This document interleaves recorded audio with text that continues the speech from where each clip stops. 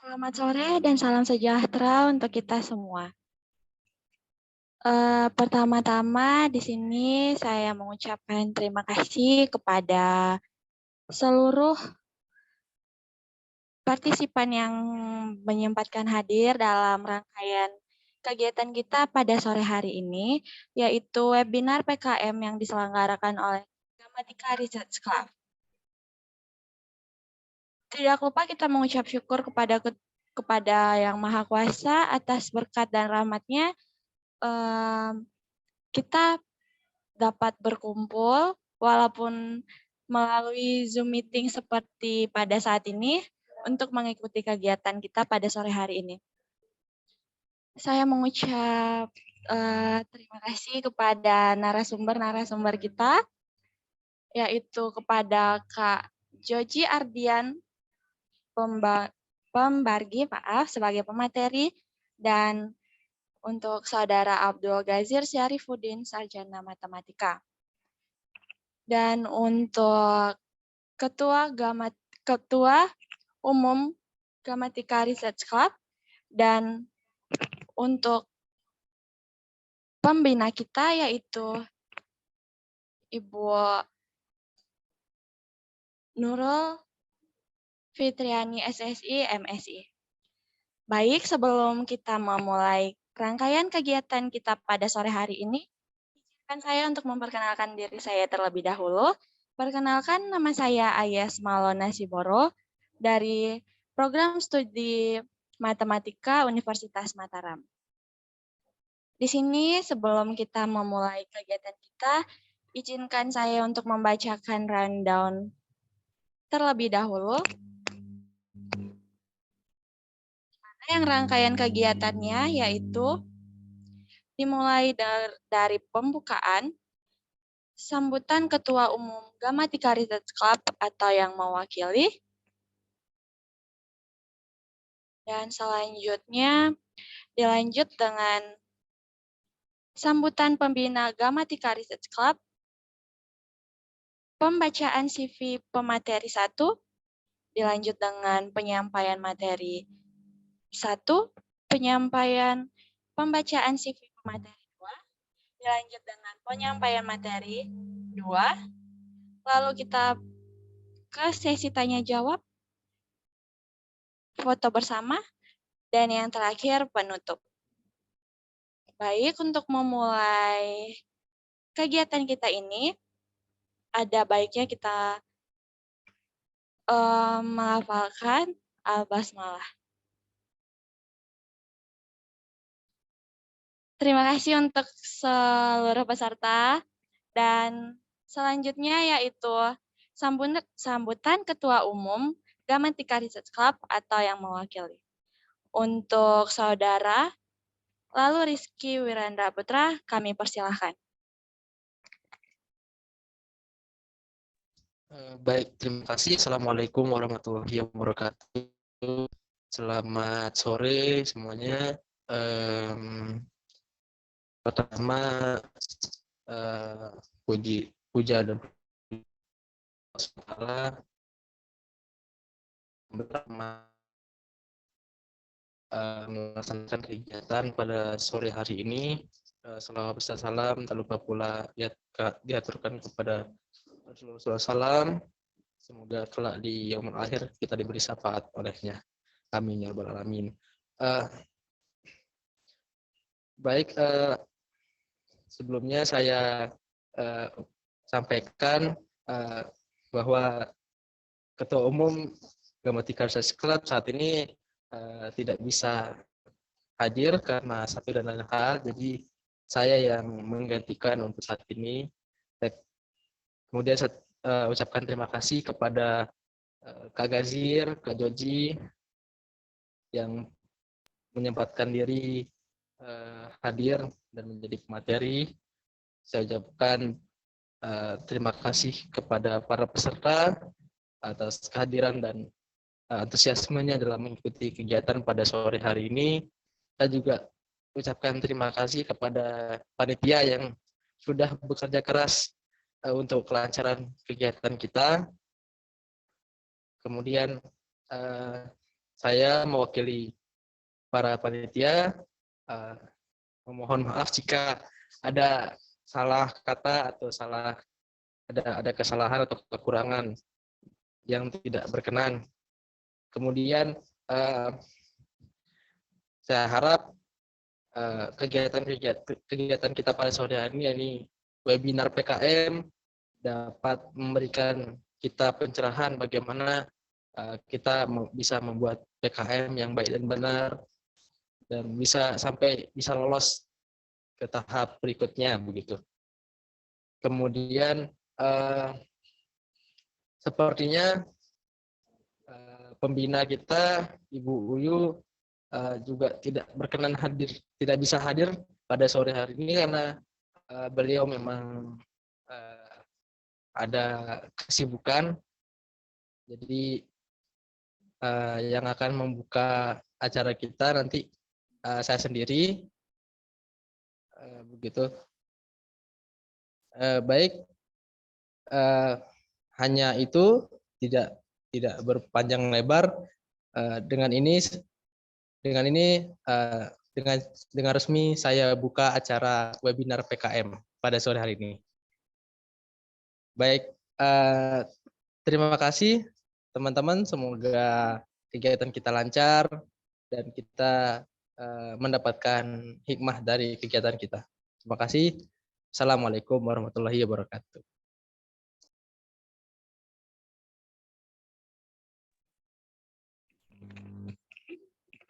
Kami ucapkan terima kasih kepada saudara Lalu Rizky Brenda Putra, dan selanjutnya sambutan pembina Gamatika Research Club oleh Ibu Nurul Fitriani, SSI, MSI.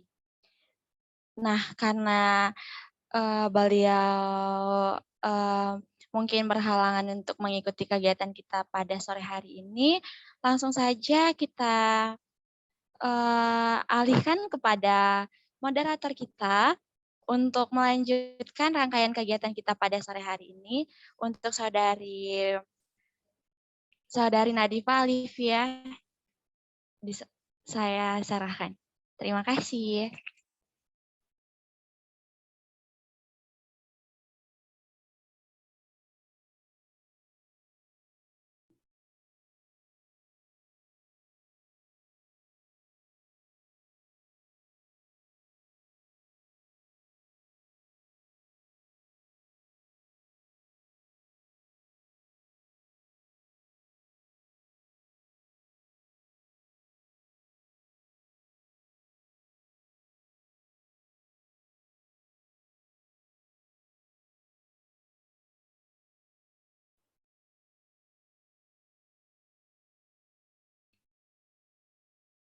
Baik, terima kasih kepada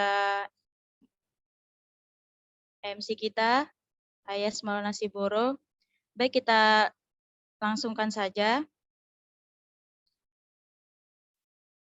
Sebelumnya saya ucapkan terima kasih kepada pembina Gamatika Research Club, pemateri kita pada sore hari ini, dan teman-teman semua yang sudah menyempatkan diri untuk mengikuti kegiatan webinar PKM pada sore hari ini. Sebelumnya saya perkenalkan diri saya ya. Perkenalkan, saya Baik Nadifa Alivia yang akan memandu rangkaian acara penyampaian materi pada sore hari ini. Untuk mempersingkat waktu, kita langsung saja menuju penyampaian materi yang pertama. Sebelumnya, saya perkenalkan pemateri kita pada sore hari ini, yaitu Kakak Joji Ardian Pembargi, mahasiswa Matematika Angkatan 2018 Universitas Mataram, lolos insentif PKM AI 2021 dan 2022. Baik, kepada Kak Joji Ardian Pembargi dipersilahkan.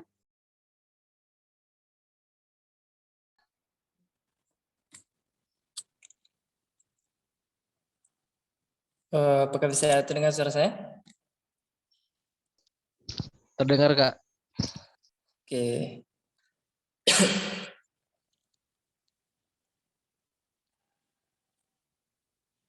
Di-search ke dalam sana ya?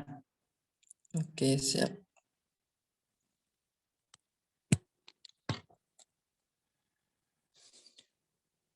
Udah? Udah Kak, kelihatan. Oke, Sir. Baik, terima kasih. Bismillahirrahmanirrahim. Assalamualaikum warahmatullahi wabarakatuh. Alhamdulillahirrahmanirrahim. Allahumma shalli ala Muhammad wa ala ali Muhammad. Pertama-tama saya ucapkan terima kasih kepada teman-teman GRC. Kita bisa saling sharing tentang PKM untuk sore hari ini. Yang saya hormati pembina GRC Bu Nurul Fitriani yang belum bisa berkenan hadir untuk hari ini. Ketua Gramatika Research Club yang hadir dan semua panitia yang telah bekerja untuk kegiatan seminar webinar PKM pada hari ini. Baik, tema untuk kita kali ini adalah tentang PKM. Sebelumnya teman-teman udah pernah ikut PKM ya? Ada yang Pernah, belum, Kak? ada yang belum pernah? Oke. Jadi PKM dari tiap tahun ke tahun tuh, dari 2002 ke belakang tuh setiap tahunnya itu ada perubahan, ada tiap-tiap perubahan untuk baik dari jenis PKM-nya dan format-format di dalam jenis-jenis PKM-nya itu. Oke, coba next slide. Jadi secara garis besarnya PKM itu ada dua jenisnya. Yang pertama itu adalah PKM pendanaan dan PKM insentif. Nah, jadi PKM pendanaan kalau dulu 2021 itu ada PKM 5 bidang. Sekarang ditambah lagi menjadi PKM 8 bidang. Sedangkan untuk PKM insentif itu hanya PKM AI dan PKM GFT. Nah, bedanya antara PKM pendanaan ini dengan bedanya PKM insentif adalah kalau PKM pendanaan itu muaranya itu di PIMNAS. Setelah lolos pendanaan, terus ada lagi perlombaannya di tingkat PIMNAS gitu. PIMNAS itu istilahnya dari yang terbaik kemudian dilombakan lagi. Jadi di sana ada 8 jenis bidang ya. Sebelum kita masuk ke PKM AI-nya, di sini yang 8 bidang itu yang pertama PKMK itu kewirausahaan, kemudian PKM RE riset eksakta, PKM FGK, PKM PM, RSH, PKM PI, PKM KC dan PKM KI. Sedangkan untuk PKM insentif ya hanya untuk diberikan insentif saja, itu adalah PKM artikel ilmiah dan PKM gagasan futuristik tertulis. Oke, lanjut.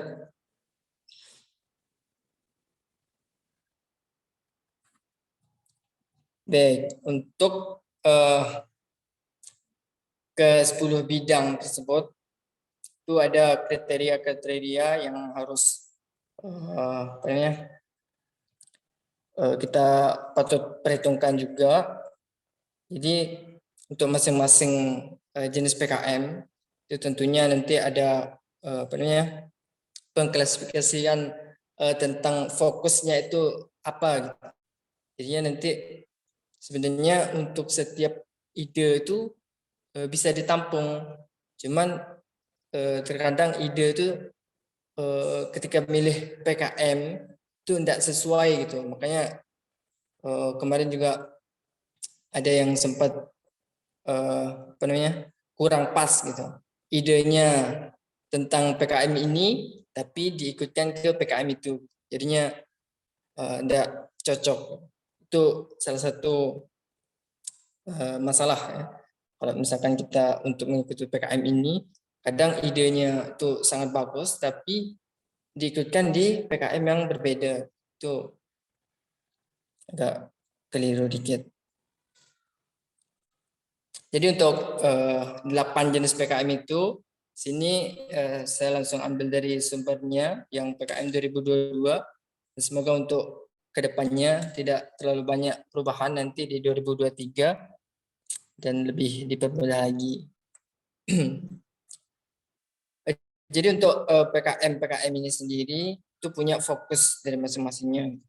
Dan nanti kalau teman-teman itu udah tahu gitu idenya itu cocoknya atau mengarahnya kemana gitu, itu bisa nanti dikonsultasikan dengan dosen pembimbing biar tidak terjadi kesalahan yang seperti itu. Karena banyak kemarin yang seperti itu juga, ada keluhan-keluhan dari teman-teman juga yang dari fakultas lain kemarin tentang ketidakcocokan idenya dengan PKM yang dimasukkan. Jadi di sini ada kriteria-kriteria masing-masing dan terdapat juga luaran yang perlu teman-teman persiapkan apabila untuk mengikuti PKM ini. Jadi nanti mungkin untuk kriterianya bisa teman-teman baca sini. Oke, selanjutnya. Ya.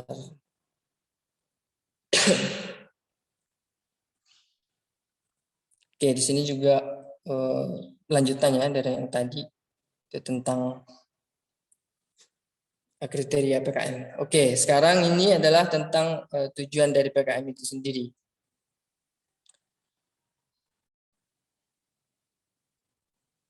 Yang pertama, itu teman-teman juga untuk mengikuti PKM ini punya rasa ingin tahu. Jadinya dan PKM ini sangat bermanfaat untuk teman-teman, terutama yang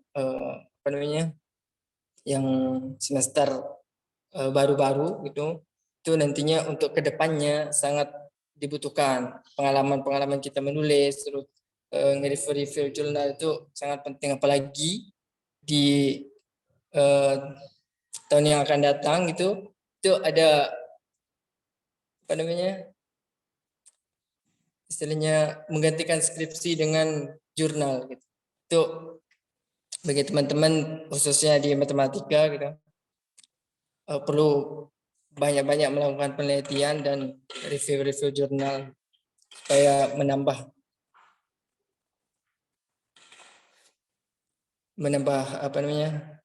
hasil pencarian kita tentang jurnal. Oke, selanjutnya. Oke, sekarang untuk topiknya dari ke-8 bidang ini sebenarnya tidak ada batasan, itu topiknya apa aja bebas gitu. Cuman yang jadi menariknya adalah judul yang kita ambil atau tema yang kita ambil itu harus yang kalau bisa yang kekinian.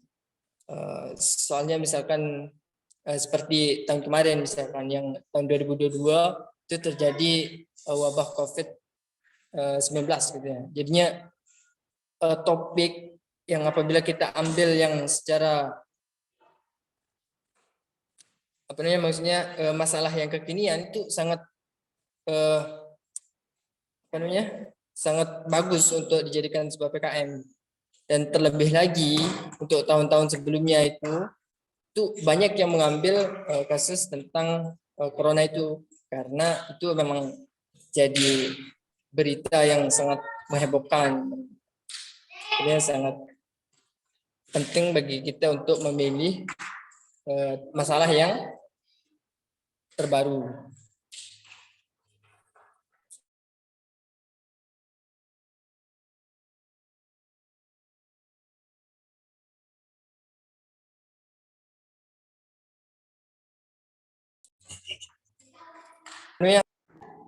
Maaf tadi ada gangguan sedikit.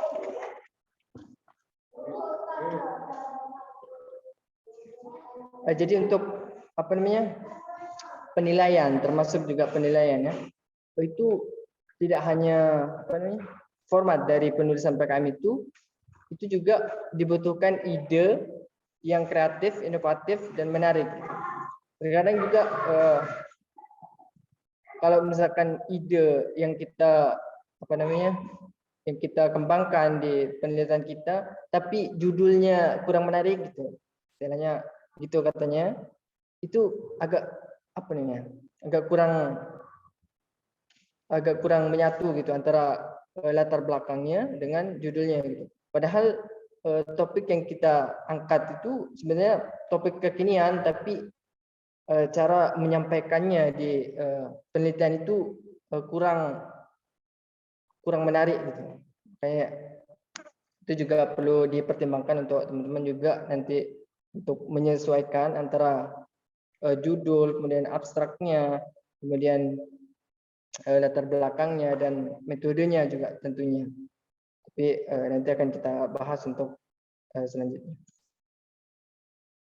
Kemudian berikut adalah karakteristik dari beberapa PKM. Ya. Di sini untuk lebih mengenal lagi apa sih PKM itu biar nanti pengelompokannya itu bisa benar. Oke, selanjutnya ini juga sama ya lanjutan yang tadi. Dan nanti teman-teman bisa baca juga supaya tidak keluar jalur gitu ya. Itu juga penting sekali antara kesesuaian judul dengan isi dari PKM. Oke, itu ini merupakan alur PKM-nya. Yang tadi itu yang sudah kita bahas dari awal. Jadi ada 8 bidang PKM itu. Setelah 8 bidang itu lolos tahap seleksi, dan nanti yang lolos seleksi ini dilombakan lagi. Jadinya sudah lolos dilombakan lagi di PIMNAS. Sedangkan PKM AI itu tidak dilombakan, itu hanya diberikan insentif saja, dan insentifnya itu bisa digunakan di luar dari PKM itu. Jadinya bebas gitu. Apabila lolos artikelnya sudah selesai, nanti tinggal diberikan insentifnya. Tapi kalau misalkan teman-teman bisa melanjutkan untuk mempublish jurnal itu dana yang didapatkan itu bisa digunakan ke sana, dan itu juga sangat bermanfaat bagi teman-teman nantinya untuk bisa membuat bisa dipublish kan ya.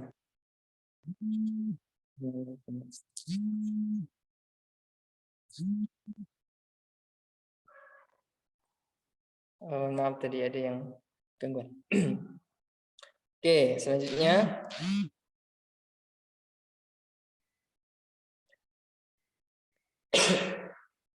baik, ini untuk teman-teman juga kalau misalkan yang sudah mengikuti PKM ya, itu aturan ini sebenarnya kalau misalkan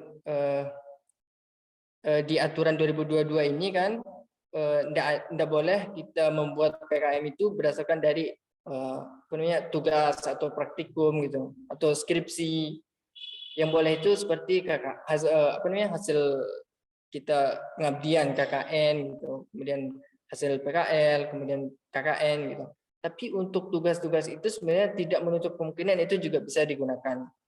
Misalkan kita ada tugas dari dosen untuk membuat sebuah penelitian, dan nanti dari penelitian itu kita bisa berkelompok-kelompok gitu. Nah, kalau nanti misalkan contoh nih di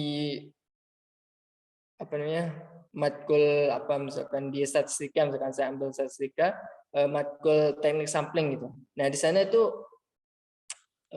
ada kita diberikan pengarahan untuk melakukan penelitian yang nantinya itu bisa kita angkat topik yang bagus, dan itu bisa kita kembangkan selain untuk tugas kuliah juga bisa kita ikutkan di PKM ini.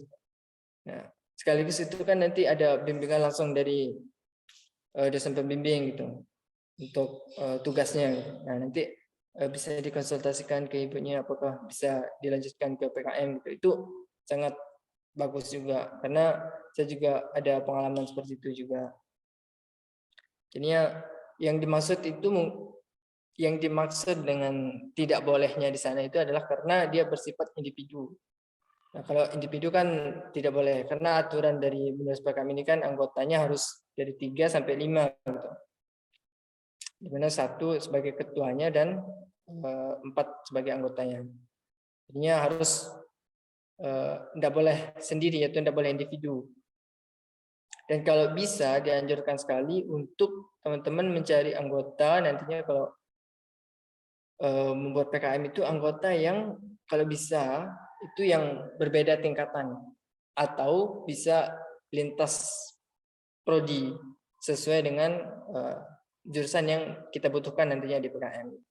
Artinya bisa campuran. Kalau misalkan di PKMK itu kan tidak perlu harus satu prodi yang bisa ikut itu bisa kita yang jadi ketua kemudian kita ambil dari prodi lain gitu, itu makin bagus apalagi untuk berbeda tingkatan gitu ya, ada yang tingkatan 20, ada yang tingkatan 19, ada yang 21 gitu, itu sangat bagus. Dan itu juga untuk melatih teman-teman bisa belajar di awal itu tentang penulisan gitu. Dan di GRC itu sendiri kan sudah ada kelas-kelas penulisan ya, jadinya teman-teman juga bisa berdiskusi di sana. Dan sebelumnya satu lagi sebelumnya stop dulu coba. Dan di sini saya ingin menyampaikan juga bagi teman-teman yang KKN mungkin ya, yang angkatan berapa berarti yang KKN itu di KKN itu kan ya pengabdian kepada masyarakat. Dan nanti untuk pengabdiannya itu kalau bisa teman-teman itu maksimalkan gitu untuk pengabdiannya nanti di tempat KKN. Semoga teman-teman semua yang KKN itu mendapatkan tempat KKN yang sangat mendukung. Dan karena ada juga gitu ya. Jadinya semoga yang aman-aman aja. Dan tidak hanya KKN gitu. Itu untuk PKL pun penting atau PPL gitu. Tapi kalau di matematika itu kan namanya PKL gitu ya. Jadinya di PKL itu pun kita melakukan penelitian sebenarnya. Kalau misalkan kita kan di sana mengerjakan sesuatu yang apa yang diperintahkan oleh yang di lembaga gitu, diperintahkan buat kerjaan-kerjaan gitu. Nanti dari kerjaan-kerjaan itu kalau misalkan kita berkelompok di PKL itu bisa kita buat suatu ide yang menarik gitu. Itu bisa kita kembangkan juga menjadi karya tulis seperti PKM ini juga. Karena di PKM ini apa ya? Yang penting kita ikuti aturan. Yang penting aturannya ikuti ini terus kita susun gitu itu udah jadi. Nanti untuk perbaikannya mungkin dari pembimbing nanti ada masukan dan lain sebagainya itu bisa teman-teman tambahkan. Oke, lanjut.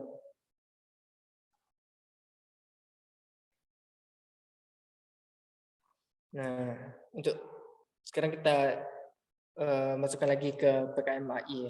Nah, PKM-AI untuk teman-teman itu juga sangat penting dan juga yang lain juga penting juga. Kalau misalkan teman-teman mengikuti PKM 8 bidang itu juga bagus sekali karena itu menambah pengetahuan dan relasi dan segalanya. Oke, selanjutnya untuk PKM-AI ini itu sebenarnya tujuannya itu dari GRC pun sama untuk kepenulisan, research, penelitian. Jadi mungkin untuk teman-teman yang dari GRC ini tidak terlalu asing dengan kata penelitian gitu. Apalagi di GRC ini sudah ada kelas-kelas penelitian, kelas-kelas penulisan. Artinya dari kelas-kelas itu pun kita bisa membuat satu PKM AI, terutama PKM AI ya, karena tentang penulisan dan riset, ataupun bisa juga untuk GFT, gitu. Apa namanya, gagasan futuristik tertulis. Ini untuk PKM GFT itu hanya sebuah gagasan yang kita tuangkan dalam tulisan artikel. Sedangkan untuk artikel ilmiah ini nantinya luarannya itu adalah artikel ilmiah. Sedangkan GFT ini luarannya adalah artikel gagasan. Hanya sebatas gagasan. Nah, dari teman-teman yang dari GRC ini sangat menguntungkan sekali. Ditambah dengan banyaknya teman-teman juga yang sudah berpengalaman menulis gitu, itu bisa kita ambil ilmu-ilmu dari teman-teman juga. Tidak hanya menumbuhkan minat, ini tipu, menumbuh kembangkan minat dan kemampuan menulis artikel ilmiah bagi mahasiswa juga. Itu agak ada kesamaan gitu tentang dengan tujuan GS itu sendiri, karena sama-sama di bidang penulisan riset dan penelitian. Oke, lanjut. Nah, untuk ruang lingkup PKMI itu sebenarnya sudah meliputi dari tridharma perguruan tinggi, yang dimana itu tentang pendidikan, penelitian, dan pengabdian kepada masyarakat. Jadi untuk 8 bidang itu sudah bisa kita ambil suatu ide. Ide itu sebenarnya bisa kita dapatkan dari mana saja. Yang ada yang mendapatkan ide dari langsung survei atau observasi gitu, ke tempat-tempat kalau misalkan di pengabdian gitu. Itu kita bisa mensurvei dari masyarakat sendiri gitu, untuk PKM pengabdian kepada masyarakat. Sedangkan untuk misalkan dalam bidang penelitian gitu, itu ya tentang PKMI ini, artikel ilmiah itu kita bisa dari penelitian tentang apa gitu, bisa tentang kalau misalkan dari matematika itu kan ada 3, ada matematika terapan, ada yang murninya, kemudian statistika gitu. Nanti teman-teman bisa memilih sesuai dengan minat dan bakat teman-teman di mana, itu bisa terapan, murni, atau enggak ke statistika. Dan nanti untuk pemateri selanjutnya mungkin akan membahas tentang yang murni dan terapan. Untuk saya mungkin nanti kita bisa diskusi tentang statistikanya. Jadi untuk PKM 10 bidang itu bisa kita dapatkan idenya atau gagasannya itu dari sini, dari pendidikan maupun pendidikan, penelitian ataupun pengabdian kepada masyarakat. Oke, lanjut.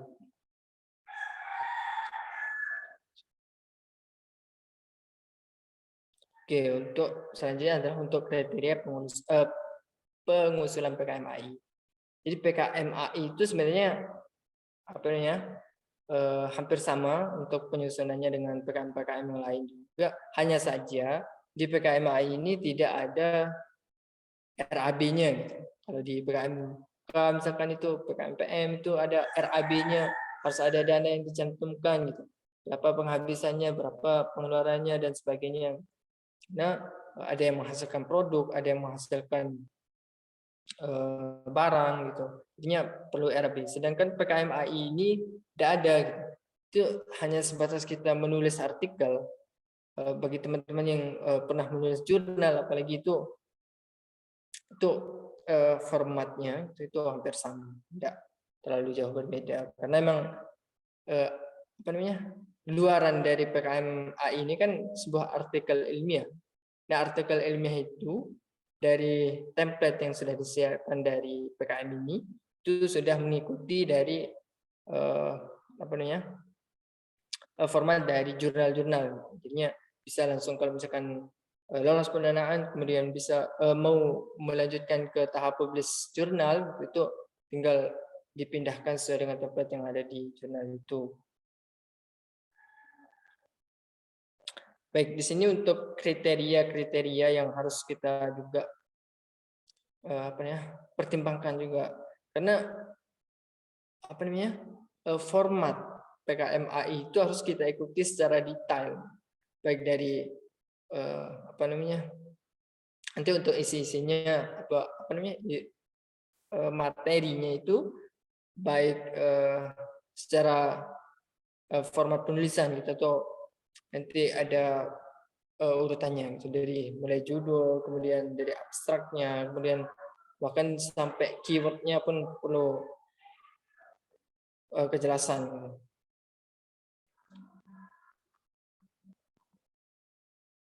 Nah, di sini yang syarat pertama ini mungkin teman-teman udah tahu, yang mahasiswa aktif, yang tidak ada yang sudah lulus ataupun enggak.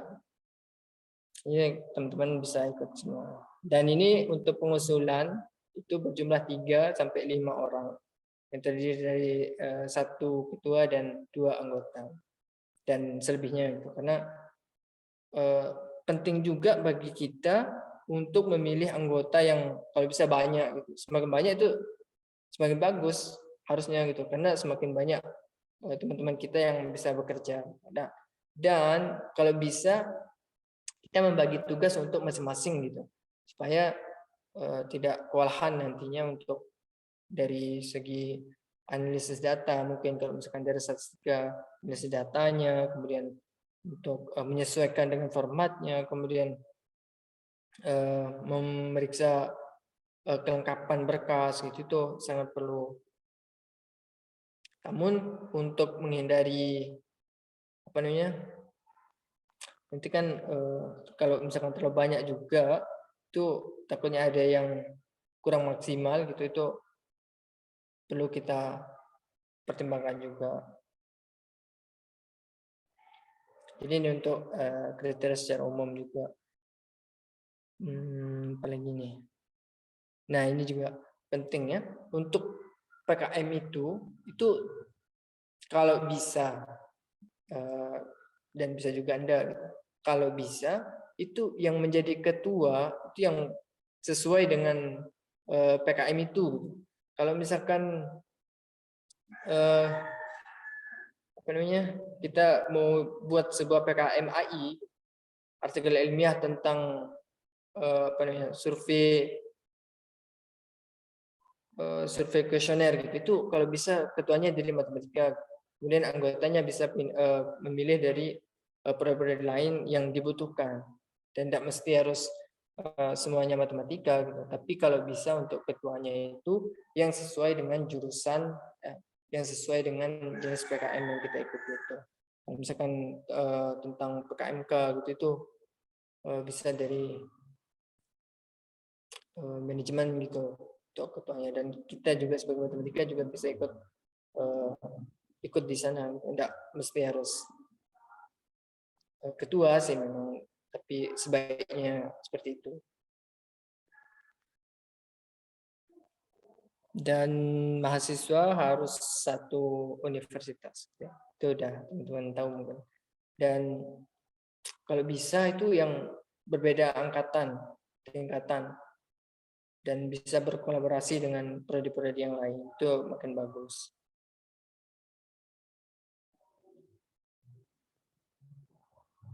Dan ini juga untuk keanggotaannya yang minimal 2 orang. Oke, selanjutnya.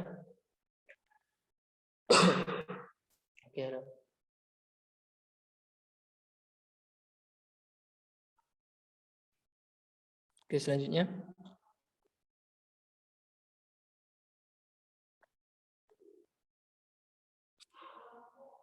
Sip. Nah, ini yang harus teman-teman dan kita semua juga perlu cermat di sini ya. Karena kalau kita sudah tidak menyesuaikan dengan format PKM itu bisa jadi PKM kita tidak lolos. Ada 2 yang saya garis besar sekali untuk penilaian PKM ini. Yang pertama itu tentang ide yang kita tuangkan di PKM. Kemudian yang kedua adalah format kepenulisannya. Itu sangat penting. Dan jangan lewatkan kalaupun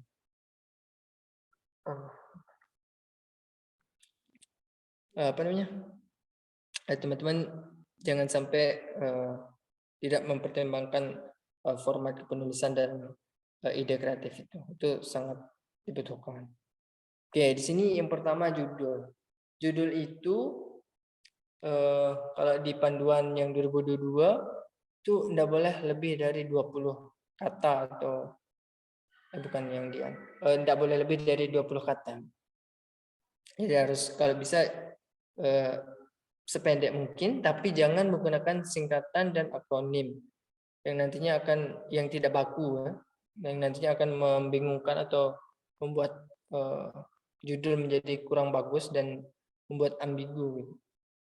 Itu penting juga untuk kita menyusun kalimat untuk judul biar bagus dan menarik untuk dibaca. Karena PKM itu apa namanya, tulisan itu bisa kita lihat dari judulnya. Kalau nanti judulnya kurang menarik, jadinya kita juga kurang menarik untuk bacanya. Jadi judul itu nomor di atas.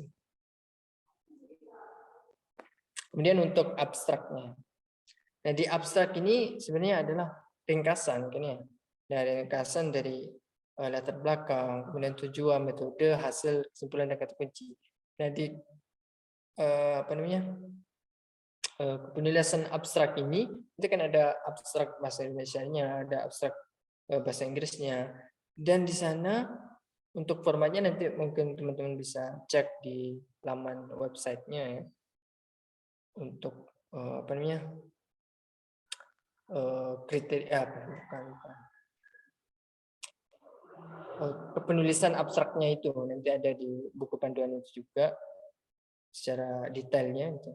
Sini mungkin kita sampaikan apa sih isi abstraknya nanti.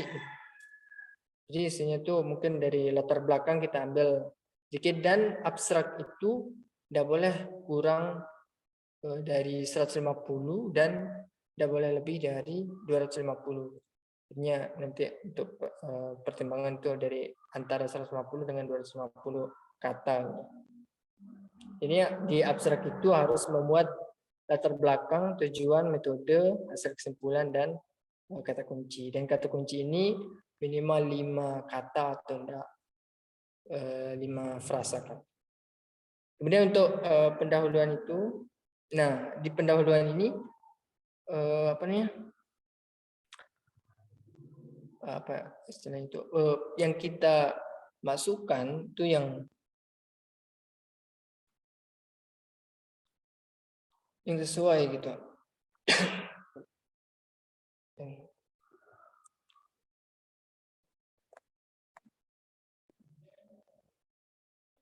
Bentar.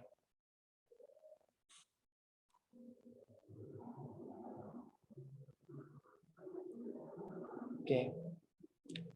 Untuk pendahuluan itu tidak perlu terlalu panjang untuk pengisiannya. Itu cukup kita memasukkan tentang apa sih yang melatar belakangi ide yang kita dapatkan. Nah, nanti untuk ini kita usahakan mencari jurnal yang relevan dan kalau bisa yang jurnal terbaru biar masalahnya itu sesuai dengan topik yang kita gunakan. Dan ide yang kita tuangkan dalam PKM ini tidak mesti harus ide hal yang baru, ya. Tapi yang sudah ada, tapi ada perubahan, gitu. Ada pengembangan dari apa namanya, model yang sudah ada, gitu. Itu bisa kita kembangkan menjadi yang lebih baik. Itu bisa juga, ataupun kita membuat hal baru, itu yang inovatif, gitu. Itu makin keren. Jadi tidak mesti harus yang baru, gitu. Yang sudah lama kemudian kita kembangkan lagi, itu juga sangat bisa digunakan. Oke, selanjutnya untuk metode. Nah, di sini metode dalam PKM itu kalau terkhusus gitu, terkhusus di PKM AI ini terutama untuk statistika itu banyak metode-metode yang bisa kita gunakan. Tergantung dari apa yang akan kita observasi gitu. Dan nanti metode ini itu bisa kita sesuaikan. Banyak kalau misalkan dari teman-teman yang sudah mengambil mata kuliah tentang statistika itu mungkin teman-teman juga banyak yang mencatat gitu tentang metode-metode baik itu misalkan metode sampling ataupun metode-metode peramalan gitu tuh juga bisa kita kembangkan untuk dari kalau misalkan kita lihat dari statistikanya itu kebanyakan melakukan penelitian tentang kuesioner. Ada juga yang menggunakan ARIMA untuk peramalan atau data pemodelan itu juga bisa dikembangkan juga. Nah, untuk hasil dan pembahasan itu juga menyesuaikan dengan apa yang kita lakukan atau sesuai dengan metodenya. Awalnya dari latar belakangnya, kemudian menyesuaikan dengan metode yang kita gunakan, kemudian hasil dan pembahasannya sesuai. Kemudian untuk kesimpulan sama, dan daftar pustaka ini juga penting. Kalau bisa daftar pustaka yang kita gunakan itu yang terbaru gitu. Itu juga sangat kalau misalkan kita ambil suatu masalah terkini itu harusnya gitu. Itu penelitian yang kita cantumkan atau referensi yang kita gunakan itu terkini juga supaya nantinya makin bagus untuk penelitian kita dan hasilnya kalau bisa istilahnya ternyata ide saya ini ada loh sebelumnya yang sudah mengerjakan tapi ide saya ini lebih bagus lebih kreatif gitu. Jadinya itu sangat penting juga.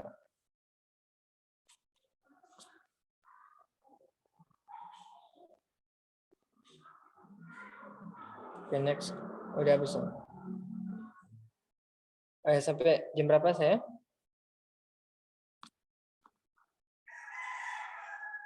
Belajar udah masuk? Tinggal 5 menit lagi, Kak. Oke.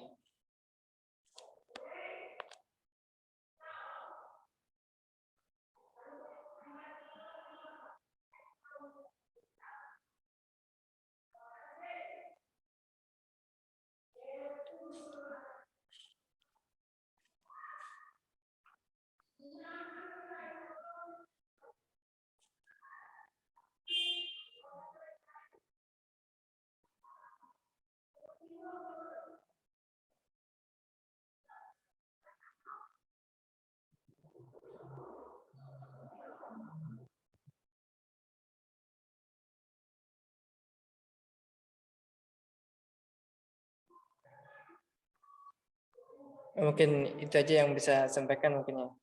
Itu mungkin bisa ditambahkan dari Kak sebagai materi juga. Mungkin langsung saya serahkan ke moderator. Terima kasih. Baik, terima kasih kepada Kak Joji Ardian Pambagi terhadap materi yang telah dipaparkan. Baik teman-teman,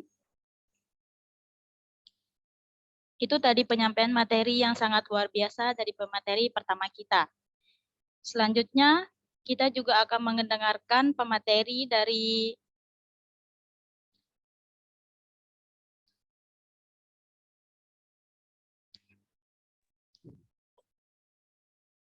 Selanjutnya kita juga akan mendengarkan materi dari pemateri kita yang gak kalah kerennya nih. Tapi sebelum itu saya akan memperkenalkan pemateri kedua kita, yaitu Abdul Ghazir Syarifuddin Esmat, tempat tanggal lahir Poh Gading 23 Februari 1998. Alamat Poh Gading Lombok Timur, NTB, Indonesia.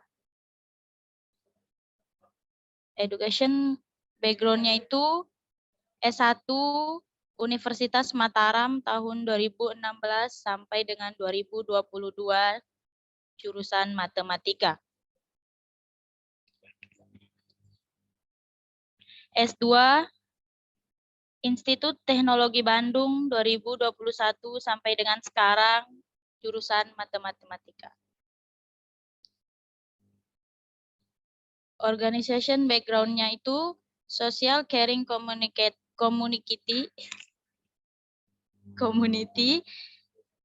tahun 2020 sampai sekarang dengan posisi relawan. Bimbelilah tahun 2020 sampai dengan sekarang dengan posisi CEO, founder, dan ketua.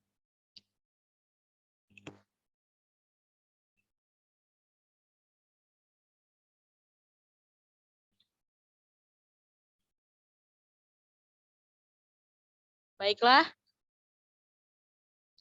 tanpa berlama-lama lagi, langsung saja kita dengarkan penyampaian materi dari pemateri kedua kita kepada Kak Abdul Ghazir Syarifuddin Esmat. Dipersilahkan.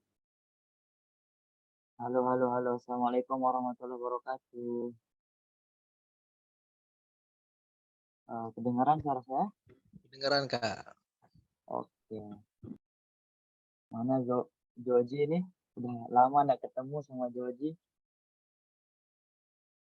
Alhamdulillah beliau sudah menjadi orang yang luar biasa ya. Selamat siang semuanya. Siang, Kak. Iya. Balik lagi ke rumah ya. Saya maksudnya balik ke rumah kembali. Yang pertama ingin saya sampaikan adalah selamat untuk teman-teman prodi matematika, DRC dan semuanya yang sudah dapat predikat unggul ya. Predikat yang sudah kita impikan sejak dahulu. Dan tadi saya rasa Joji sudah bercerita, menjelaskan dengan sangat baik. Jadi kayaknya saya tidak perlu terlalu menjelaskan. Mungkin saya akan sedikit bercerita ataupun mendongeng ya. Jadi saya harap di sini teman-teman jangan ada yang ketiduran. Oke?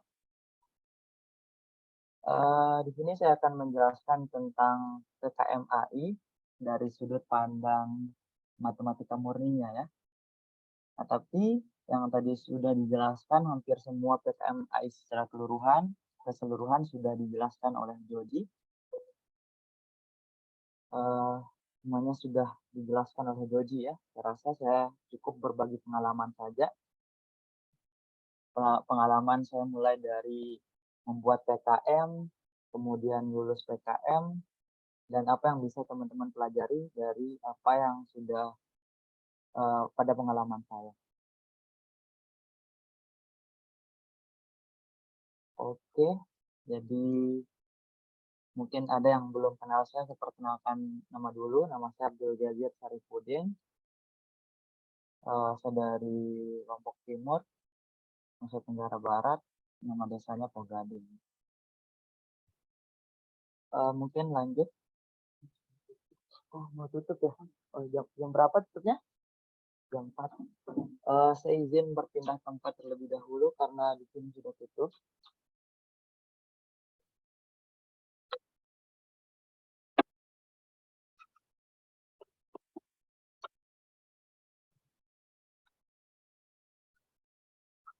Ya. Tunggu sebentar ya. Saya pindah tempat dulu.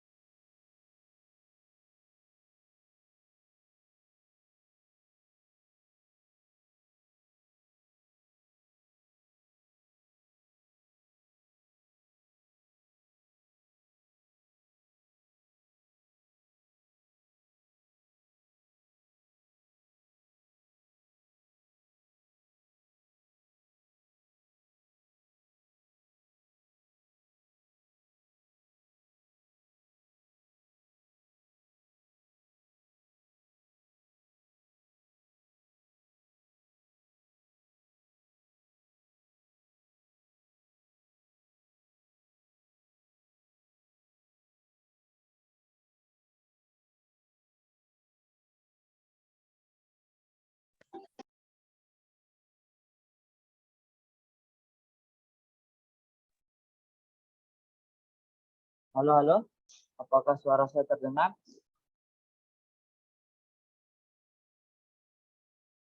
Halo, halo. Apakah suara saya terdengar? Kedengaran, Kak. Oke. Izin melanjutkan ya. Tadi di ruangan komputer dan ruangan komputernya tutup jam 4 di sini. Nah, kita lanjut. Tadi Jody sudah menjelaskan dari awal PKM, terus apa saja bidang dalam PKM, terus ada PKM AI dan sebagainya. Sudah dijelaskan. Dan seperti yang saya bilang, saya akan sedikit bercerita tentang bagaimana pengalaman saya pertama kali mengikuti PKM. Ini sebagai semangat untuk teman-teman untuk ikut. Kenapa sih harus ikut PKM? Kak, saya kurang pintar matematika, Kak, saya tidak bisa juara olimpiade. Tidak apa-apa. Nah, di PKM, semua orang, baik yang pintar, yang kurang, dan sebagainya, punya kesempatan yang sama. Karena di sini kita akan berbicara tentang kreativitas, inovatif, bagaimana inovatifnya kita dan sebagainya. Jadi yang di sini, teman-teman yang ikut di sini, kesempatannya sama untuk lulus. Oke? Nah, saya ingin sedikit cerita. Awal pertama kali kami, mungkin di angkatan saya ya, yang pada saat itu semester 5 kalau tidak salah, diminta untuk ikut PKM tentang penelitian oleh Pak Adi. Kita susunlah PKM penelitian kita,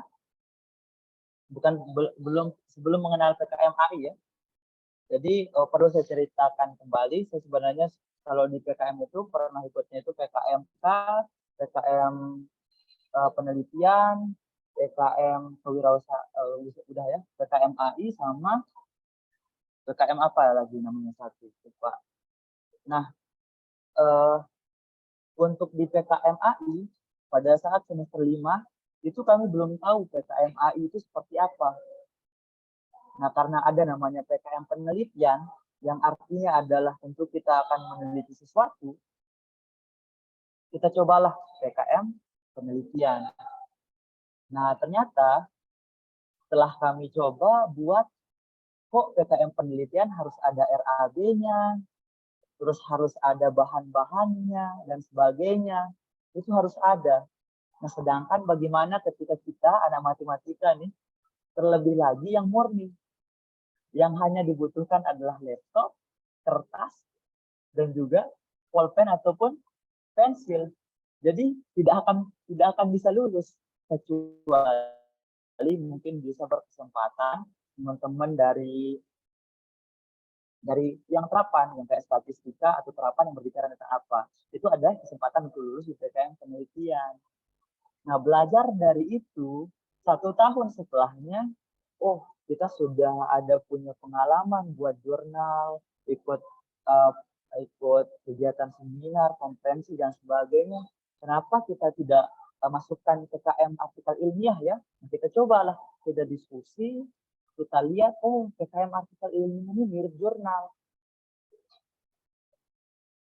Karena mirip jurnal, oh, ini saya rasa kita bisa lulus. Nah, pada saat itu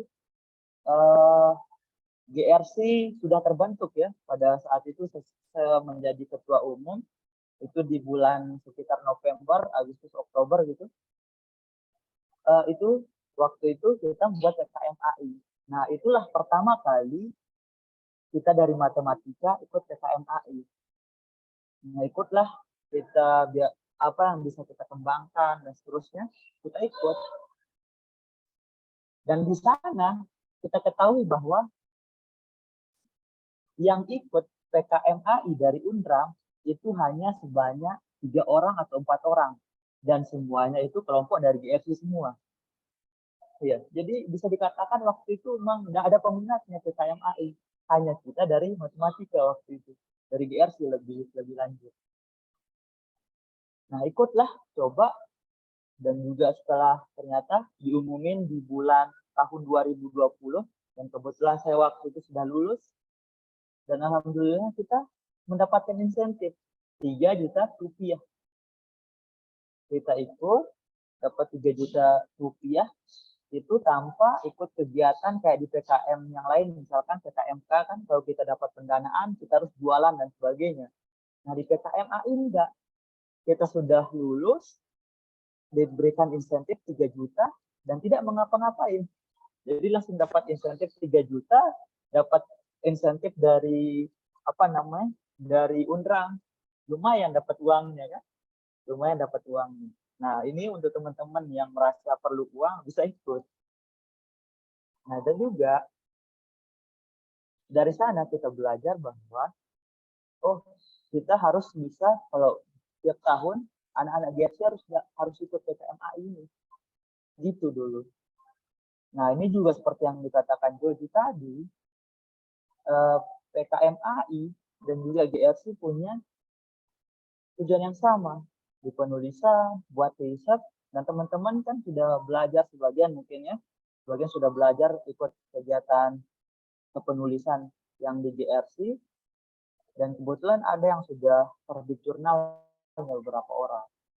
Nah, dan juga ini nantinya akan didukung oleh ketika nantinya teman-teman misalkan lulus di PKM AI, kalian dapat insentif 3 juta, kalian juga berkesempatan untuk untuk diterbitkan sebagai jurnal PKM AI-nya.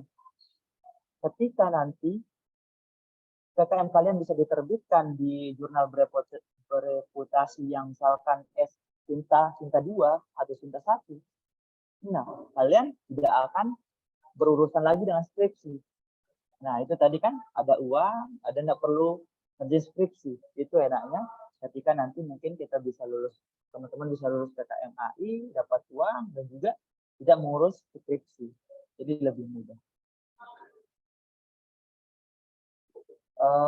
Kemudian, dari pengalaman itu ya, kita motivasi teman-teman waktu itu. Saya sudah selesai, dan kebetulan yang menjadi teman-teman kelompok saya ada 2 orang, ada Nur Habibah sama Denny. Nah, seperti yang dikatakan tadi oleh Joji, kenapa penting kita mengambil berbeda angkatan? Itu maksudnya adalah sebagai regenerasi. Jadi ketika nanti saya sudah lulus, masih ada 2 orang yang belum lulus yang akan melanjutkan estafet tentang penelitian tersebut atau ikut PKM tersebut dengan harapan lulus. Alhamdulillah di tahun berikutnya ikut 1 orang, Nur Habibah, untuk yang di murninya dapat dengan judul yang sama dengan saya sebelumnya, tapi berbeda di grupnya. Kita dapat. Nah, di sini juga nanti ada Joji. Joji kan sebentar lagi mau lulus. Ada teman-temannya nih. Nah, teman-teman itulah yang nanti generasi selanjutnya yang akan memperjuangkan PKM. Kayak gitu. Nah, ini mungkin sudah dijelaskan lebih lanjut ya. Lanjut ke slide berikutnya. Nah, ini juga tadi saya rasa sudah dijelaskan begitu baik oleh Joji. Nah, seperti yang tadi tidak ada RAB ya, itu. Jadi kita hanya menulis jurnal seperti biasa yang sudah kita lakukan, yang mungkin kita sebagian orang sudah biasa di GRC, dan itu akan terus diturunkan ke adik-adik tingkatnya. Itu akan terus diturunkan. Nah, seperti yang dikatakan juga tadi, perlu kekompakan tim ya. Jadi, sebenarnya adanya tim di sana untuk mengorganisasi kayak masing-masing orang mempunyai PJ yang jelas. Jadi dari sana mereka belajar supaya nanti, misalkan kalian nanti kalau ada yang membuat PKM, disarankan kalau bisa ada yang sudah berpengalaman, ditemani oleh yang mungkin yang belum berpengalaman saja. Karena nanti akan dari sana dapat pengalamannya, yang kemungkinan ketika si yang satu ketuanya lulus bisa digantikan oleh yang lainnya. Dan juga kita sebagai senior-senior di GRC juga pasti akan selalu mengisi untuk PKMAI. Jadinya ketika teman-teman sudah mendapatkan predikat unggul, jangan disia-siakan. Jangan sampai karena sudah predikat unggul, sudah predikat unggul, lulus unggul dong. Jangan seperti itu. Yang kasihan adalah nanti ada tingkat kita selanjutnya. Jangan sampai predikat tahun ini unggul sampai tahun berapa gitu unggul. Nah, tahun selanjutnya tidak unggul. Yang itu diakibatkan oleh teman-teman yang di sini. Yang sebagai regenerasi dari kita yang senior-seniornya. Nah, kita lanjut ke slide selanjutnya. Ini sudah serasa sudah dijelaskan begitu lengkap tadi. Lanjut. Nah, untuk ini, untuk sistemnya, ya sistemnya serasa masih sama dengan sebelum-sebelumnya. Ada judul, nama penulis, abstrak, sampai daftar pustaka. Tapi yang saya lihat yang membedakannya untuk tahun ini adalah tahunnya Joji lulus, nama penulisnya kita masukkan juga nama dosen. Dulu waktu saya ketika lulus PKMAI itu kita mengatasnamakan mahasiswa saja semuanya. Nah, mungkin saya izin sedikit bercerita ya tentang kenapa kita lulus PKMAI di waktu itu di saya. Kita waktu itu mencoba-coba, oh siapa tahu bisa beruntung. Dan alhamdulillahnya beruntung. Tapi beruntungnya kita adalah teman-teman di prodi matematika, kita kadang dikasih proyek oleh dosen untuk buat artikel ilmiah atau paper dan sebagainya. Nah, itu bisa teman-teman ikutkan di sini, di artikel ilmiah. PKM artikel ilmiah, jika ada dikasih proyek sama dosen, terus kemudian jadi sebagai jurnal. Nah, kalian atau teman-teman bisa membuat dengan sistematika ini, tinggal isi sesuai dengan sistematika ini. Dan tentunya untuk salah satu syarat yang paling penting ketika dalam membuat ini adalah sesuai aturan. Yang pertama, sesuai aturan. Ketika tidak sesuai dengan aturan yang sudah dibuatkan, itu sudah ditolak. Itu ditolak tanpa diperiksa. Jadi bagaimana rasanya ditolak tanpa diperiksa? Nah, kalau sudah aturannya sudah sesuai dengan aturan, barulah nanti reviewer melihat judulnya kayak gimana, apakah terbaru atau tidak, terus orang-orang menulisnya ini bagaimana, terus bagaimana isi dari PKMAI yang diangkat, kayak gitu. Nah, seperti yang dikatakan oleh Joji, judul-judul itu kalau bisa yang terbaru, yang jarang jarang ada. Kayak kami dulu di waktu tahun 2020, kami mengangkat Grab Kopima. Dan Grab Kopima secara berturut-turut dari tahun 2020, 2021 itu keterima. Tentu dengan grupnya yang berbeda. Ini untuk teman-teman yang sudah ngerti murni, ada grup, mungkin sudah belajar tentang grup dihidral, grup quaternion. Jadi kami di tahun saya mengangkat tentang Grab Kopima, tapi dari grup dihidral. Kemudian di tahun selanjutnya Grab Kopima juga, tapi di quaternion yang diperumum. Jadi itu lulus. Karena waktu itu masih belum banyak yang meneliti tentang Open Graph atau Graph Kopima. Nah, untuk teman-teman yang mungkin penelitiannya tentang murni, bisa gali lagi kalau kalian mau tentang graph, bisa lagi graph mana sih ini yang terbaru yang ada definisinya. Nah, biasanya kalau definisinya baru dan tahun terbitnya baru, itu ada kemungkinan kalau teman-teman coba teliti itu akan dapat pendanaan insentif. Jadi usahakan cari rujukan yang pendefinisian baru, misalkan ada graf baru nih, cari apa definisinya. Oh, ini tahun 2020 didefinisikan. Nah, bisa jadi itu belum banyak dikerjakan, terutama di Indonesia. Nah, itu kemungkinan untuk lulusnya sangat besar. Dan juga jangan lupa untuk pembimbing. Nah, pembimbing kita harus sesuai dengan bidang dari PKM yang kita ingin ajukan. Misalkan nih saya membicarakan tentang Graph Kopima. Siapa nih pembimbing saya? Tidak sembarangan dong nyebut dari statistik atau salah satu dosen. Tapi yang biasanya dosen yang masih ada kaitannya dengan judul itu. Yang mungkin sudah ada penelitiannya tentang itu, bisa dilanjutkan, itu berpengaruh juga. Nah, ketika teman-teman ada di dalam satu kelompok dan di satu kelompok itu ada yang sudah menerbitkan jurnal, nah itu kesempatannya naik lagi, kesempatan untuk lulusnya semakin bagus juga. Kayak gitu ya, lanjut. Nah, ini tadi sudah judul, nama penulis, yang membedakannya cuma sekarang nama penulis ada dosen dimasukkan. Nah, untuk judul, mungkin nanti teman-teman yang ikut kelas kepenulisan, mungkin yang murni ya, mungkin nanti saya kembali akan jadi tutor di sana, dan nanti saya akan carikan beberapa judul yang terbaru gitu, yang bisa dikerjakan. Jadi tugas kami sebenarnya sebagai senior yang di atas tetap mengayomi teman-teman supaya bagaimana, supaya generasi kita tetap berlanjut. Makanya nanti untuk teman-teman rajin-rajin ikut kelas kepenulisan, atau mungkin nanti namanya akan diganti jadi kelas PKM gitu, untuk dalam rangka mensukseskan PKM yang tahun ini atau tahun depan. Lanjut, ada abstrak nama penulis, lanjut. Nah, kemudian ada pendahuluan ya, tujuan. Nah, sebenarnya ini teman-teman sudah tadi dengar penjelasannya kayak gimana dan seterusnya. Lanjut. Karena tadi saya lihat semua sudah dijelaskan begitu baik, jadi saya hanya sharing kayak cerita pengalaman yang bisa digali aja. Jadi semangat teman-teman.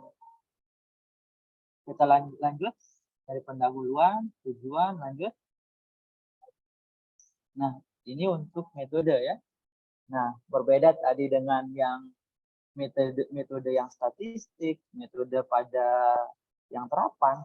Nah, sebenarnya metode untuk yang aljabar sendiri, yang murni, itu biasanya kadang di jurnal-jurnal kadang tidak dicantumkan. Nah, tapi di sini karena kita harus sesuai dengan template, kita harus membuat metode. Ini untuk teman-teman yang murni ya.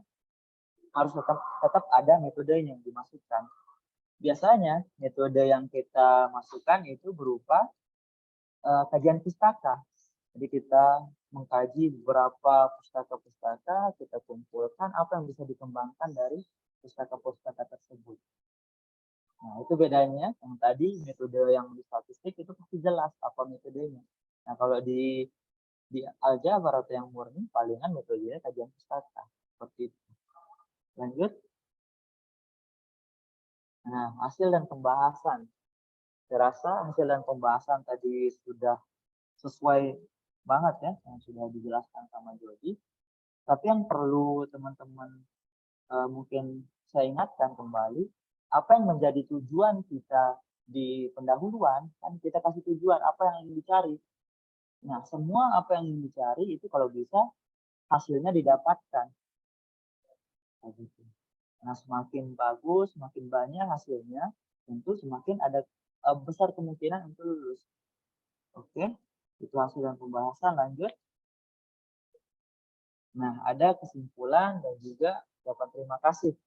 Nah, kesimpulan juga tadi sudah disampaikan juga sama Jody. Nah, untuk ini kadang ada ucapan terima kasih atau enggak. Nah, di sini kadang kalian boleh taruh saja ucapan terima kasih. Tidak ada kata-kata di ucapan terima kasihnya juga boleh. Kalau ada juga bagus. Misalkan kalian mengucapkan terima kasih kepada siapa yang membantu dalam pekerjaan atau memberikan data dan sebagainya, itu bisa dicantumkan, atau diinspirasi oleh siapa penelitiannya, bisa dicantumkan ucapan terima kasih. Oke, lanjut. Nah, ini daftar pustaka ya, yang juga tadi sudah dijelaskan dengan bagus oleh Jody. Lanjut. Nah, ini tips dan trik.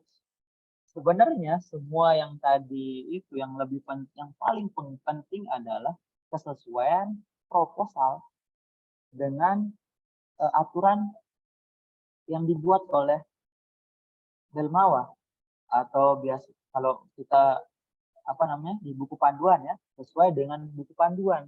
Dan jangan lupa buku panduan terbaru. Jangan sampai buku panduan yang lama, nanti biasanya kadang ada bedanya. Panduan PKM terbaru dengan yang lama. Kadang ada bedanya ya. Kadang bisa jadi tidak. Tapi usahakan cek yang panduan terbaru. Nah, kalau sesuai dengan itu, nah bimbing Bimbingan, kalau kalian teman-teman bisa cari pembimbing dosen, usahakan memang yang ngasih perhatian lebih gitu untuk PKM. Jangan cari pembimbing yang kadang untuk ketemu saja susah. Itu ya. Ini untuk kemudahan bimbingan. Kayak apalagi nanti kita harus cari tanda tangan, kita harus ketemu untuk ngurus dan sebagainya. Nah, kemudian yang ketiga, memiliki unsur kebaruan walaupun sederhana. Nah, ini seperti yang saya katakan tadi, penelitian orang-orang yang jago dalam penelitian itu awalnya adalah dari penelitian sederhana. Kemudian dari penelitian sederhana itu mereka banyak belajar. Sehingga, oh ini saya sudah sampai di tingkat ini, apa yang saya bisa tingkatkan. Jadi dari sederhana dulu, nggak apa-apa. Dari sederhana, namanya kita belajar. Kita tidak harus mengharapkan langsung bagus hasilnya. Sederhana, cukup sederhana saja dulu. Nah, asalkan memiliki unsur kebaruan ya, insya Allah. Kemudian anggota yang memiliki satu visi. Jangan sampai nanti dalam satu anggota tiba-tiba saling marahan, tidak ada yang mengerjain, kayak gitu ya. Jangan sampai. Usahakan semua dalam satu kelompok mau belajar. Terus kemudian apa yang bisa dipelajari dari sana, kalau nanti lulus alhamdulillah. Nah, itu bisa nanti buat teman-teman yang satu biasanya lulus dalam satu kelompok, kalau bisa nanti bagi-bagi jadi buat kelompok masing-masing. Biar pengalaman-pengalaman yang ada pada orang tersebut bisa terbagi ke kelompok-kelompok yang lain atau generasi selanjutnya di angkatan di matematika ya, DRC. Nah, seperti yang kelima, referensi jurnal yang memadai. Referensi jurnal yang memadai ya. Yang kayak tadi, yang kalau bisa, kalau mau, yang terbaru, ataupun kalau biasanya, kalau bisa itu 10 tahun terakhir. 10 tahun terakhir. Dan apa yang bisa dikembangkan dari sana. Dan ada tidaknya, kalau kita misalkan dapatkan hasilnya, cek dulu di jurnal-jurnal lain apakah pernah dapat hasil seperti ini atau tidak. Kalau pernah, biasanya unsur kebaruannya tentu akan berkurang dan kesempatan untuk juga semakin sempit. Nah, untuk yang 6 itu khusus yang mempunyai data ya. Untuk teman-teman yang terapan, statistik, itu datanya harus jelas. Jelas asal-usulnya, jangan sampai dibuat-buat. Kayak gitu ya. Nah, lanjut. Oh iya, terima kasih. Tapi sebelum terima kasih, saya rasa masih ada cerita. Jadi, kita dulu ketika ikut diajak penelitian sama Pak Adit, jadi awalnya itu diajak sama Pak Adit. Kita itu nggak tahu apa itu penelitian, nggak tahu itu apa itu abstrak, nggak tahu itu apa pendahuluan dan sebagainya. Dan Pak Adit tidak langsung mengatakan, oh ini namanya abstrak, oh ini aja isinya, tidak. Jadi kayak kita diminta belajar, kalian belajar gitu. Belajar kita banyak salahnya, kita buat misalkan buat abstrak nih. Kadang banyak sekali salahnya. Kita sampaikan ke Pak Adit, ini dicoret-coret semuanya. Hampir semuanya dicoret-coret tulisannya. Kayak gitu proses kita belajar dulu. Jadi kesempatan teman-teman, proses belajarnya lebih baik. Jadi dari kita, teman-teman yang sudah bisa dikatakan ada sedikit pengalaman, bisa dibagi. Dulu itu benar-benar kalau nanya ke Pak Adit aja. Dan juga itu nggak dijelaskan apa itu namanya abstrak, pendahuluan. Yang penting kalian buat, kalian cari sendiri, coba lihat pendahuluan orang-orang, bagaimana mereka nulis, kayak gitu. Dan akhirnya sampai sekarang, karena memang benar-benar tertarikan dengan dunia riset, sudah ikut berbagai macam konferensi, publikasi. Nah, seperti teman-teman lihat, teman-teman yang sudah ikut konferensi, seminar dan sebagainya itu dibiayai, benar-benar dibiayai oleh dosen. Jadi teman-teman tinggal bagaimana mikirin otaknya untuk berpikir, kemampuannya untuk berpikir, kemudian belajar yang bagus tentang penelitian, dan lebih spesifik lagi untuk mau penelitian tentang apa.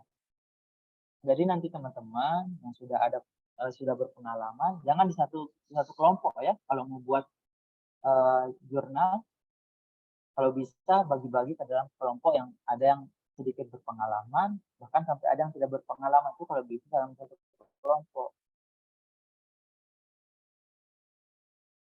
Dan kemudian karena di PKMAI terutama yang murni, itu sebenarnya kalau teman-teman saya sarankan, kalau teman-teman cari jurnal itu kalau bisa cari jurnal yang bahasa Inggris.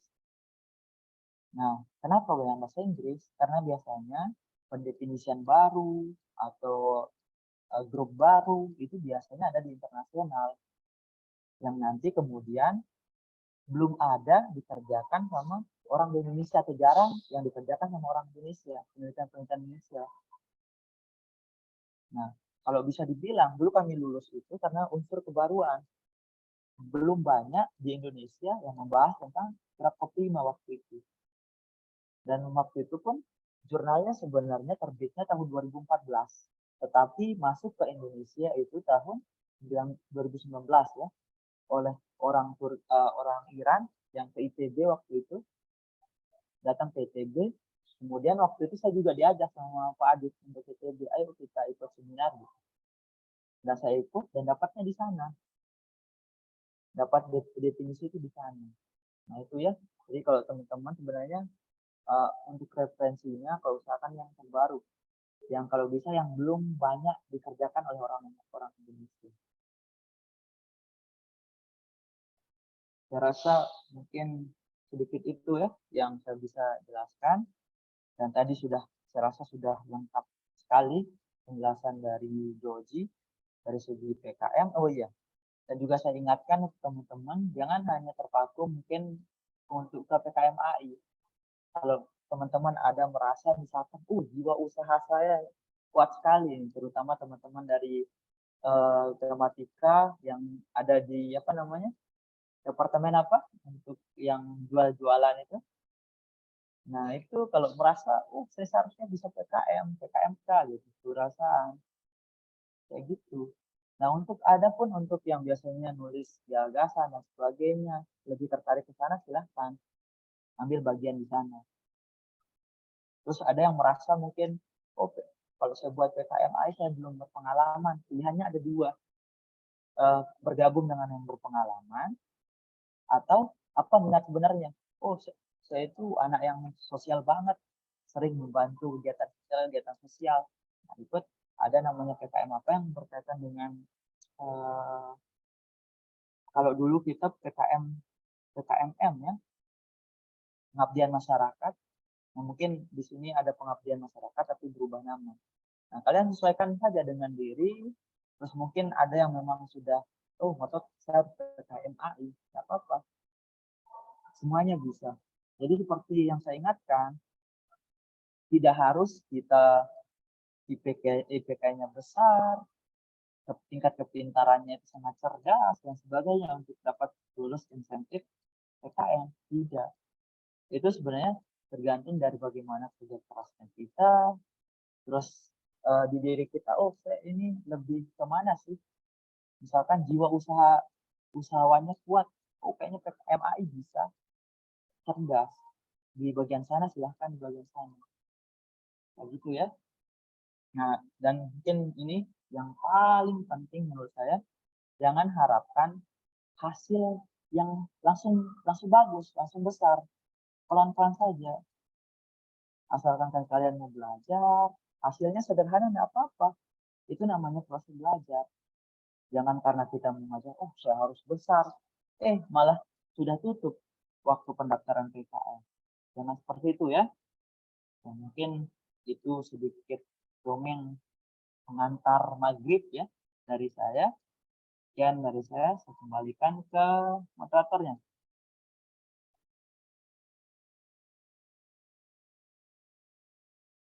Mana Ibu moderator nih? Dikembalikan ke moderator.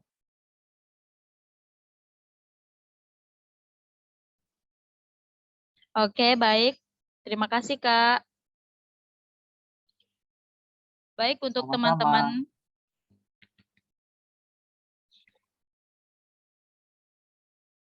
Baik. Teman-teman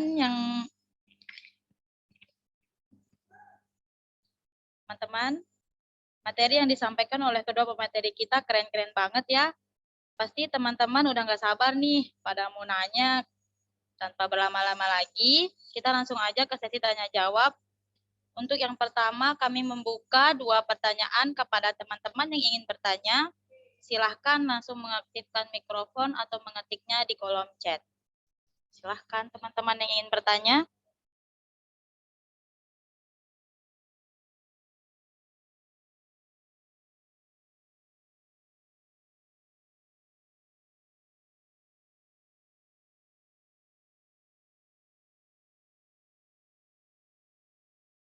Ada yang bertanya? Kalau nggak ada yang mau bertanya, siapa tahu ada yang mau curhat kan? Oh itu ada yang bertanya. Oke, baik. Untuk lalu Rizky Wirendra Putra dipersilahkan. Iya, terima kasih. Kak, saya mau nanya, bagaimana cara kita tahu korelasi antara judul PKM kita dengan artikel dosen pembimbing gitu, Kak? Biar katanya ada poin tambahan di sana. Terima kasih.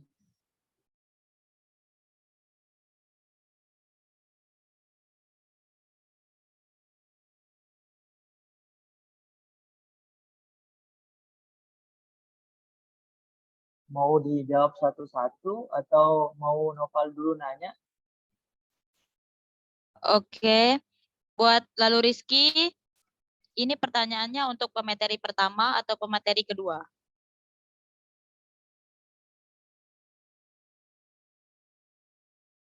Saya rasa kedua-duanya bisa ya. Dua-duanya. Saya maupun Joji bisa jawab. Ya, Kak. Oke, dipersilakan. Ayo Joji. Joji duluan. Baik, Kak, baik.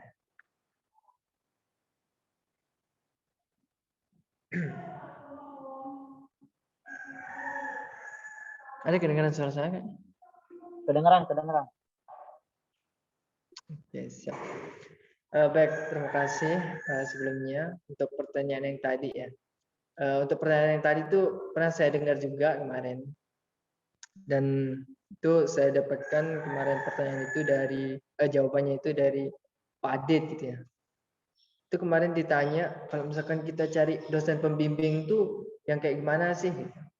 Dibilang sama Pak Adit terus kalau bisa itu kita cari pembimbing yang memang mengurus tentang PKM gitu. Dan sekarang kan untuk apa namanya bimbingan PKM itu kan sudah ada pembagian gitu. Misalkan yang kalau misalkan kita mau cari pembimbing itu yang statistika misalkan itu kita apa namanya kita cari pembimbing seperti Bu Uyu gitu. Itu juga sebagai karena Bu Uyu kan juga apa namanya banyak penelitian gitu dan kata Pak Adit itu juga usahakan cari pembimbing yang penelitiannya juga banyak gitu, pengabdiannya juga banyak, itu juga nanti akan jadi apa namanya nilai tambahnya juga gitu kata Pak Ade juga. Kemarin sempat diskusi dulu tapi pas yang sebelumnya. Kalau misalkan dari teman-teman yang mau ngambil penelitian PKMAI yang dari bidang statistika gitu, itu misal kita sarankan kalau mencari pembimbing seperti Bu Yu atau enggak Bu Lisa gitu.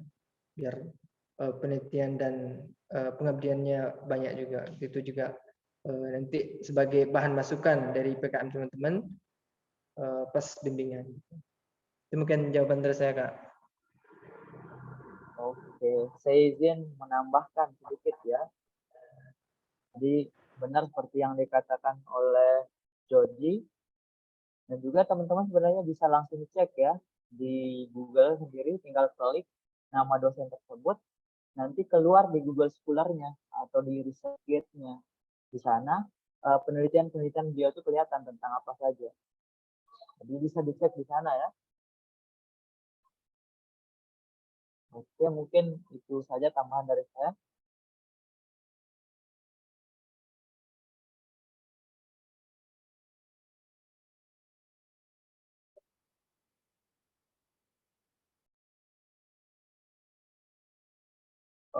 Untuk Ibu moderatornya, ada Oke, pertanyaan? baik.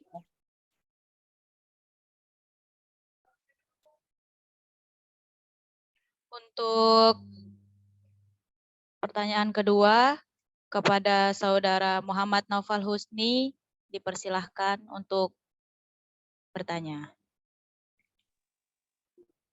Baik, terima kasih Saudari moderator telah mempersilahkan saya untuk bertanya. Ini sih pertanyaan saya terkait ke kedua pemateri. Dari sudut pandang masing-masing aja sih, saya hanya ingin tahu aja terkait bagaimana sih kita mencari topik-topik yang benar-benar gitu ada penerapannya. Soalnya dari kemarin kan saya ikut PKMAI yang di bidang aljabar terutama, itu ditanyakan apa sih pengaplikasiannya ini, dibilang saya nggak bisa untuk membayangkan pengaplikasiannya itu di mana gitu. Nah, menurut Kak Gazi terutama yang di PKMAI itu mungkin bisa jawab yang permasalahan yang saya ini. Kemudian yang kedua yaitu yang dari non aljabarnya, yang kayak Joji tadi kan mungkin dari beberapa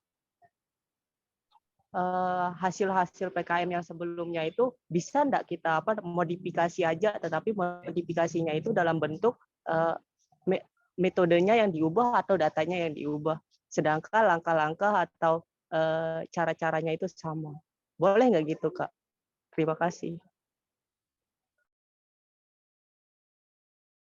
Mau Joji yang duluan jawab atau saya? Mungkin Kak Gaza dulu, Kak. Jawab pertanyaan pertama.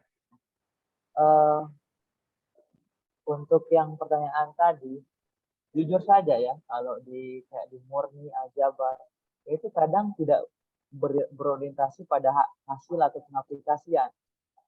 Kadang orang cinta dengan riset aljabar atau murni itu karena keingintahuannya. Misalkan jujur saya di bidang graf, terutama aljabar ya, kita buat sebenarnya yang abstrak, matematika yang abstrak, kita buat sedikit agak bisa dilihat bagus oleh mata, dibuatkan gambarnya kayak gitu. Nah terus dari sana baru kemudian kalau saya ambil n yang seterusnya apakah apakah bentuknya akan selalu sama atau berbeda. Jadi di sana ada rasa ingin tahu. Tapi kalau mau ya kalau bisa dihubung-hubungkanlah sedikit. Bagaimana caranya? Misalkan di graf kan bisa digunakan dalam penjadwalan, kemudian dalam menentukan rute terpendek, rute terjauh, dan coba itu bisa diangkat sedikit supaya ada sedikit menariknya. Ya, sebenarnya itu teknik aja, tapi kalau benar-benar orang aljabar, kadang bukan karena aplikasinya kita hanya ingin tahu dan kita hanya senang dengan keingintahuan kita, kayak gitu ya. Tapi untuk yang kadang kita harus ya kompromi, ada buat sedikit kayak yang tadi, ada sedikit kalau misalkan nyenggol ke graf ya sedikit ambillah kayak tentang bisa memaksimalkan rute perjalanan, jadi sedikit dikaitkan kayak gitu dari jawaban saya.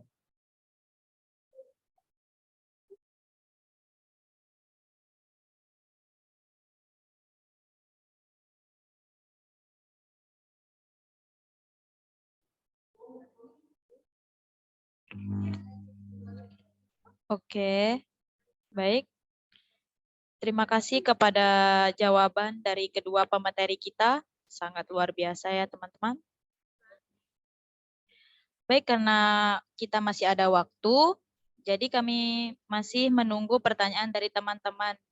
Silahkan yang ingin bertanya, boleh mengetik di kolom chat atau aktifkan mikrofonnya. Untuk teman-teman silahkan yang masih penasaran, yang masih ingin bertanya-tanya, boleh.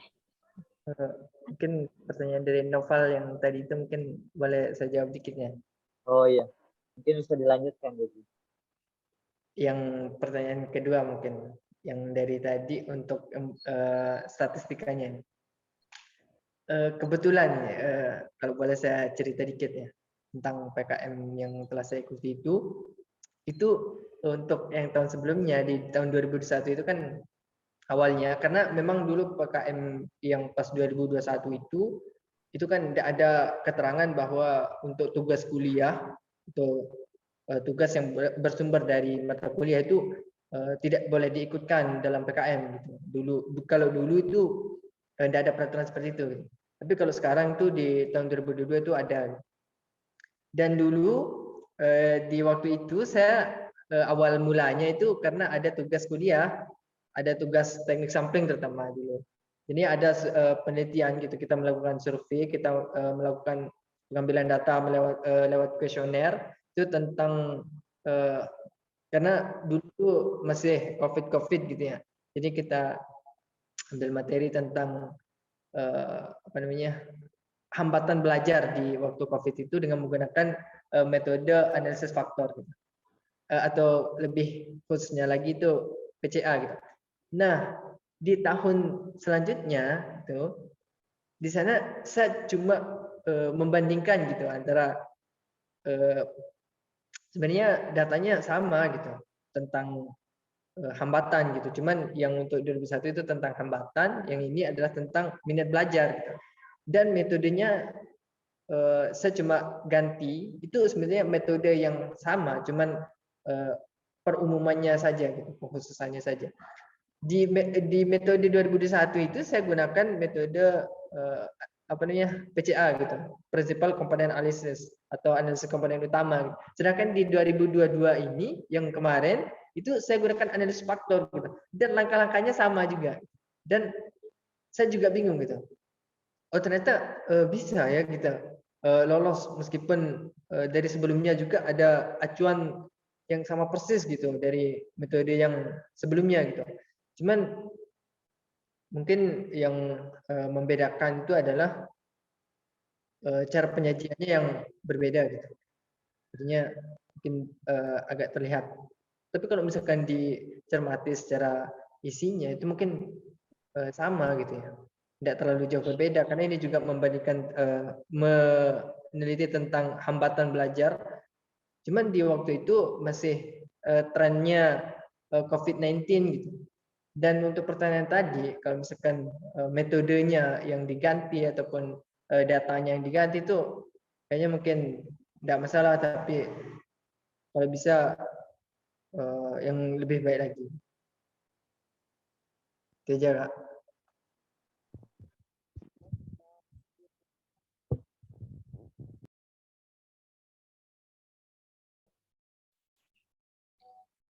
Baiklah, Pertanyaan yang lain. terima kasih kepada kedua pemateri kita atas pemaparan materinya. Baiklah, karena waktu untuk sesi tanya jawabnya sudah selesai, saya akhiri sampai di sini.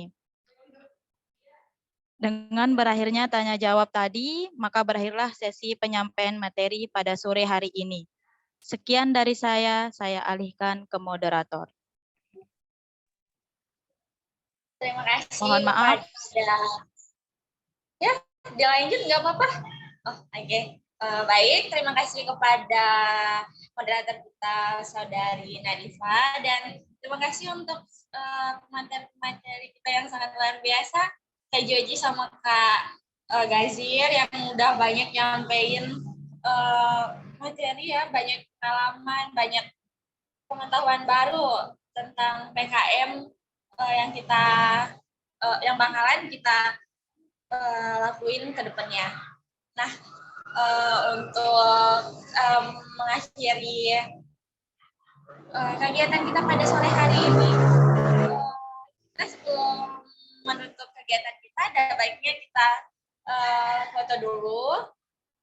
Nah, sebelum foto juga saya mengucapkan terima kasih banyak untuk seluruh peserta yang sudah hadir dan untuk materi kita yang telah kita dengarkan tadi. Untuk pemateri-pemateri kita dan untuk kita semua, kita berikan apresiasi, tepuk tangan untuk masing-masing dah ya.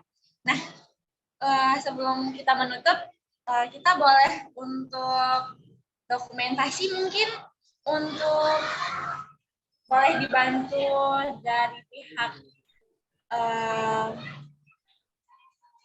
yang ada di sekret, teman-teman. Ada kayak mungkin ada Setia, mungkin boleh bantu untuk itu ya, untuk nge-screen. Kita bakalan hitung dari sini. Untuk teman-teman yang belum mengaktifkan kamera mungkin bisa mengaktifkan kamera supaya aktifin kamera. supaya kelihatan kita di sini temannya walaupun masih online ya.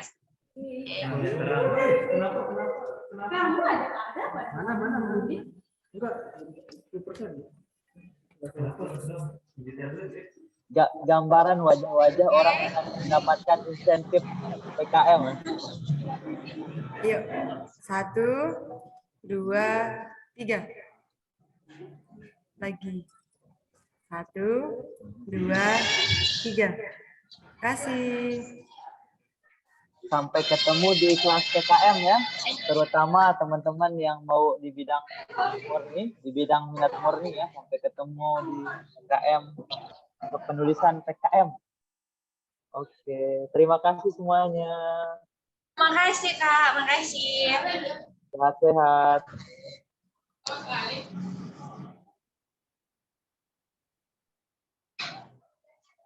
Saya izin keluar ya. Assalamualaikum warahmatullahi wabarakatuh. Waalaikumsalam warahmatullahi wabarakatuh. Saya juga izin keluar ya.